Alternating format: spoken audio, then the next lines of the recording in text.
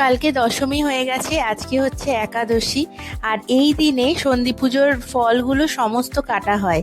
আর বাবা এই কাজটা প্রত্যেকবারই করে থাকে, কারণ ফলগুলো পরে কাটার আর কেউ থাকে না, তাই জন্য নষ্ট হয়ে যাবে। আর আজকে অনেক লোক বাড়িতে রয়েছে, তো সবাই রয়েছে প্রায়, তাই জন্য সবাই মিলে খাওয়া হয়ে যাবে। আর মেজদিদিও বসে পড়েছে আনারস, তারপরে হচ্ছে পেঁপে, আখ এগুলো নিয়ে কাটতে বসে গেছে মেজদিদি ছাদের মেঝেতেই।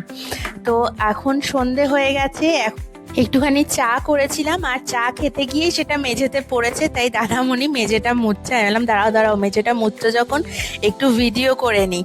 তো পুজো তো শেষ হয়ে গেল, সবার পুজো খুব ভালো কেটেছে আশা করি। আজ থেকে আরও যেন মনটা খারাপ, ছাদটা পুরো ফাঁকা হয়ে গেছে, এদিকে টেবিল চেয়ার সমস্ত গুছিয়ে ফেলেছি আমরা। যাদের বাড়িতে এরকম পুজো হয় হয়তো আমার কথাটা তোমরা ফিল করতে পারবে। একটা বছরের আবার যেন অপেক্ষা, পরের বছর কি সাজবো, কি কিনবো, তারপরে কিভাবে দিনগুলোকে কাটাবো, সবটা যেন আবার নতুন করে পরিকল্পনা করতে হয়। আর মা দুর্গার জায়গাটা এতটা ফাঁকা লাগছে, এতটা মনটা ভারী লাগছে, কারণ বাড়ি তো আমাদেরও চলে যেতে হবে। মা দুর্গা যেমন শ্বশুর বাড়ি চলে গেছে, ঠিক তেমনি এই যে দরজাটা এখন দিয়ে দিচ্ছি, ঠিক একটা বছর পরে আবার আলো ঝলমলে এই ছাদটা আবার তোমাদেরকে দেখাতে পারবো। Good night.